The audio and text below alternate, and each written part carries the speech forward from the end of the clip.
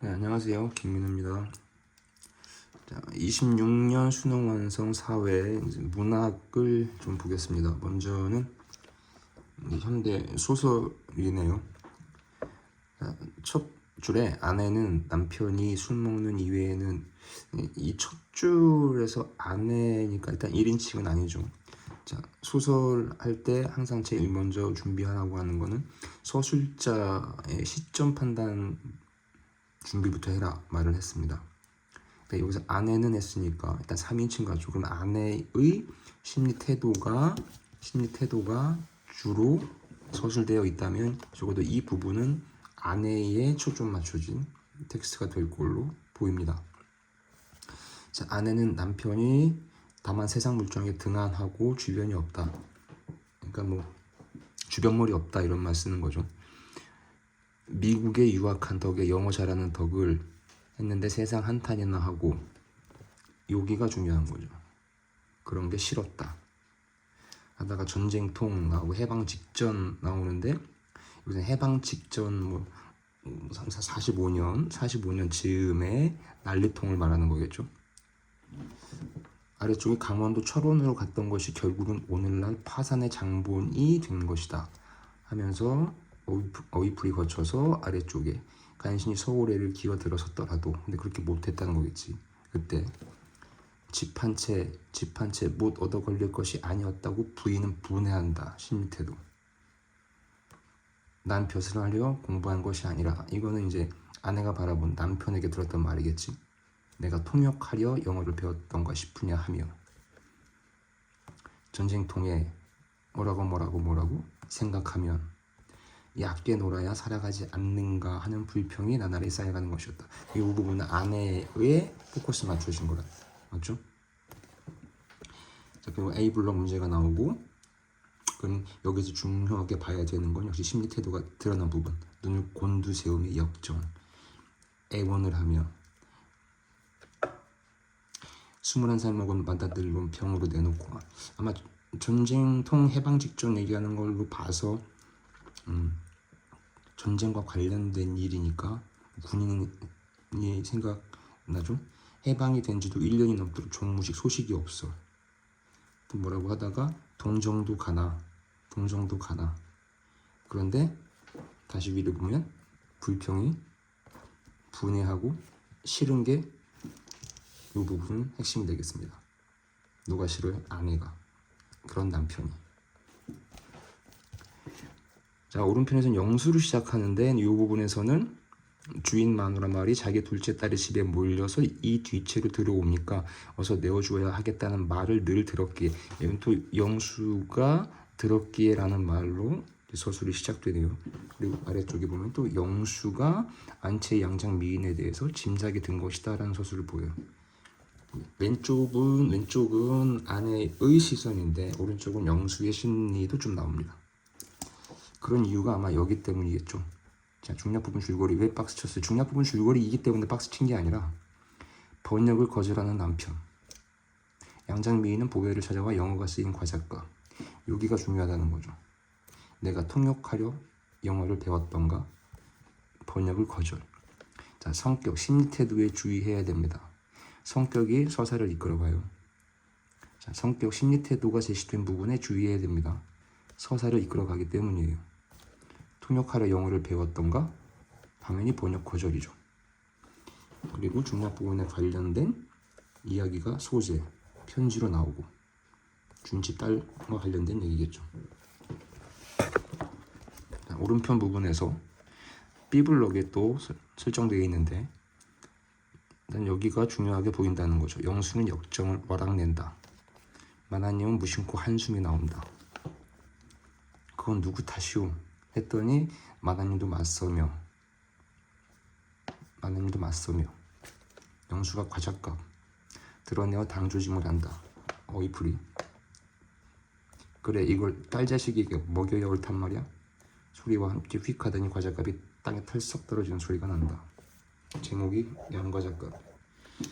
제시된 텍스트는 아내가 남편에게 싫고 분해하고 불평을 가진 이유는 영어를 배웠으면서도 영어를 배웠으면서도 써먹지 못하는, 그리고 그걸 가지고 둘이 옥신각신하는 얘기가 이 텍스트의 메인 서사가 되겠습니다.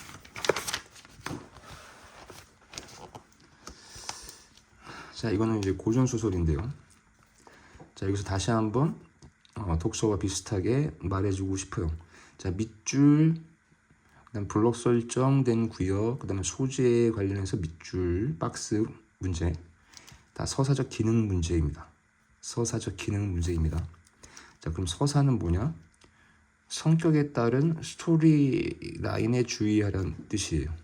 성격, 심리, 태도에 따른 스토리 라인에 주의를 기울이라는 뜻입니다.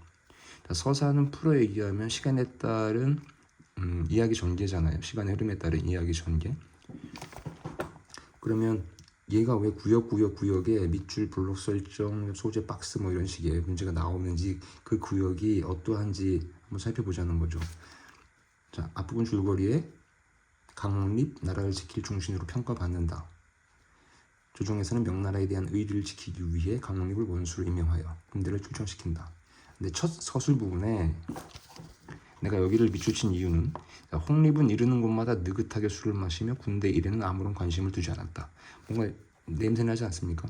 나라를 지킬 충신에서 원수를 임명해서 보냈는데 그 강립이라는 애가 아무런 관심을 두지 않아요.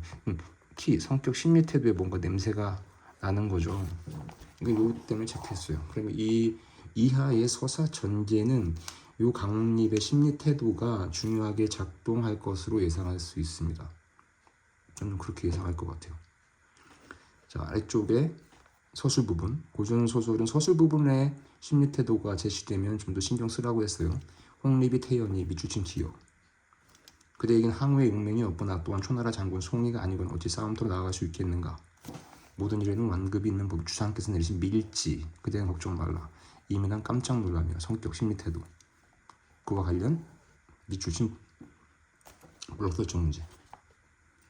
자, 아래쪽 이 일을 전해들은 진중 장수들 모두도 화가 머리끝까지 심리 태도 나타나기 때문에 밑줄쳤어요. 서술 부분에 고전 소설에서 더더욱 서술 부분의 성격, 심리 태도와 관련된 구절이 나오면 체크해라. 아래쪽 서술 부분, 장수들이 눈물을 줄줄 흘리자 이민한이 진정시키며 원수의 속마음을 아직 헤아릴 수 없소. 했더니 그 아래쪽에 서술 부분, 선천군수 김웅하, 홍립에게 싸우려는 뜻이 없음. 이거잖아요. 앞부분 줄거리에 소개된 충신 평가받는 것과 다른 홍립의 처신, 심리태도. 자, 오른쪽 부분 중략이 되어 있는데 중략 전후는 신경 쓰라고 했습니다. 요 부분부터 요 부분까지 좀 더 신경을 써야 될 것으로 보여요. 중략 전후 중요합니다. 두나라 병사들, 여기서 두나라 병사는 조선과 명나라 병사들이겠죠. 사흘을 행군하여 홍립이 유정을 찾아가 어이풀이 돼 있어요. 읽어야 되겠죠. 유정은 어쩔 수 없이 행군을 하루 멈추고 유격 교일기가 유정에게 소리 높여 조선 병사들에게 식량이 없는 게 아니라 관망하려는 것입니다. 마침내 칼을 뽑아 금세라도 벨 듯 홍립을 겨누었다. 조선의 장수들도 입을 모아 분량이 아직 떨어지지 않았는데 홍립이 말했다. 나에게 밀지가 있으니 때가 되면 알 수 있을 거예요. 밀지 도대체 뭐냐? 의심을 풀어줘야 하지 않겠습니까? 홍립 며칠 사정 보는 게 좋겠어. 그리고 서술 부분인데 여기 박스 친 이유. 자, 홍립은 즉시 만주, 역관, 하소국 등의 3명을 불러 오랑캐 사정, 중국 장수의 말만 반드시 후회하게 될 것. 건주로 들어가서 누르와치에게 이렇게 말을 전하도록 해라. 강화를 맺도록 합시다. 어휘풀이. 그러면서 밀봉한 편지 한 통. 건주로 들어가서 누르와치. 누르와치가 편지를 뜯어본 후 하늘에 절하며. 그러면 누르와치에게 좋은 내용의 편지 한 통이겠네요. 내가 두려워하는 것은 대화 부분의 심태도. 밑줄친 니은 부분 문제가 있습니다. 자, 밑줄이든 블록이든 소재든 박스든 서사적 기능 문제다. 어휘풀이 체크하시고.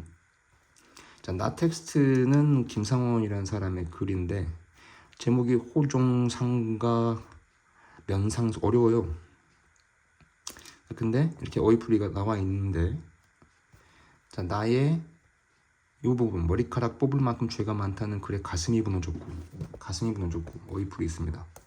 청에 보내기 위해 최명길이 작성한 국서 비추친 티귿 남한산성에 호종했던 신하들이 모두 상가를 받는다. 호종 임금이 탄 수레를 호위하여 따르던 일 상가 상으로 품비를 올려주는 일. 그러니까 임금 호위했기 때문에 상을 준다. 그 내용이고 그거를 면상소 없애달라 라는 얘기의 제목이 되겠습니다. 자, 다시 텍스트 왼쪽에 오랑캐 항복하는 문서의 문장을 참아 볼 수가 없어서 손으로 그 초안을 찢어버리고 통고 김상원의 심리태도. 이 텍스트는 여기까지만 보겠습니다. 이 텍스트의 경우에는 어휘풀이만 보더라도 김상원의 캐릭터 심리태도가 거의 드러난 것이기 때문에 뭐 한자어가 질비하게 나와 있지만 파악하는 데는 크게 지장이 없는 텍스트로 보입니다. 다음 거 보시죠. 자, 요거는 좀 특이한 텍스트로 보이는데 그냥 평상시 같았었으면 고전시가에 A, B, C, D 이렇게 줬을 텐데 각각 A에 대한 설명, B에 대한 설명, C에 대한 설명, D에 대한 설명이 친절해요. 그러니까 텍스트 자체를 뭐 분석하지 않더라도 마치 평론의 성격을 가진 텍스트이기 때문에 다 설명이 돼 있어서 마치 독서처럼 잘 보기만 하면 문제 푸는 데는 지장 없을 내용입니다. 그렇지만 우리는 고전 시가라는 텍스트를 보는 입장에서만 설명해 볼게요. 나머지 읽지 말라는 얘기 아닙니다. 읽으셔야죠. 읽으면 더 수월해질 수 있는데 뭐. 자, A는 선조 때 이양원 지은 시조래요. 높은 나무 날 권하여 올려두고 이보 번림내야 구체적인 대상이 나오고 말을 건네고 있습니다. 그럼 이 번림내가 반응이 없으면 그냥 말을 건네는 듯한 이죠. 대화는 아닙니다. 흔들지나 마십시오. 즉 일단 키는 분리로 예상됩니다. 그런 다음에 입 못 볼까 하노라 지향성에 드러나 있는 요 구역에 비추신 A 부분 문제가 있네요. 즉 고전시가일 때는 현대시의 상수 변수에 추가시켜서 좋아냐 분리냐를 먼저 판단해봐라. 좋아 원하는 상태에 있느냐 분리 원하지 않는 상태에 놓여 있느냐. 원하지 않는 상태에 놓여 있을 때는 지향성이 드러나는지를 봐라. 지향하는 바가 달성이 되는지를 봐라. 흔들지나 마십시오. 그러니까 원하지 않는 상태, 분리. 난 이렇게 판단했다는 거죠. 아래쪽은 유배형 처해진 이항복. 이건 딱 보자마자 분리인 줄 알겠네요. 저 구르마, 비사마 뛰어다가 임계신 구중심치에 뿌려볼까 하나봐. 분리죠. 지향성이 드러나 있습니다. 비사마 뿌려보고 싶은 마음. 자, 아래쪽은 다시 시절도 저러하니 인사도 이러하다. 어이절이 아닐소냐. 뭐 표현상기법 굳이 말하자면 서리법? 다 그렇지. 그럴 수밖에 없겠지. 그래서 나는 한숨 쉰다. 정서 표출돼 있죠.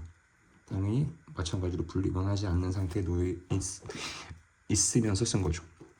자, 그 다음 D는 구인우라는 하는 사람 건데 내치시니 인문 갈 데 없어. 분리죠. 연군성이 새롭다. 뭐 임금에 대한 생각이 또 다르다는 이제 시적 화자에 해당하는 구인우의 심리 태도가 정서가 드러나 있습니다. 네. 현대시예요. 이제 마지막입니다. 상수 변수 기억나죠? 상수는 항상 있는 거다. 시적인 화자, 시적 대상. 시적인 화자가 인식과 태도, 생각을 드러낸다. 시적 대상에 대해서 그게 정서니까. 자, 근데 변수가 있다. 처지 상황이라는 게. 근데 주의해라.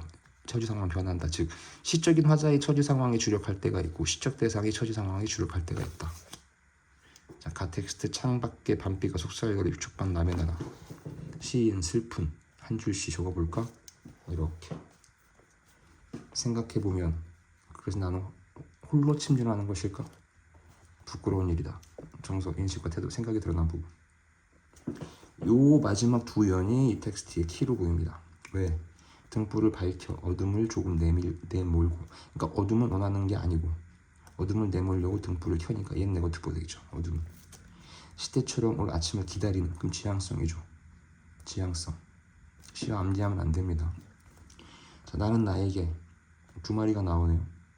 최후에 나가 있는데 최초의 약수래요.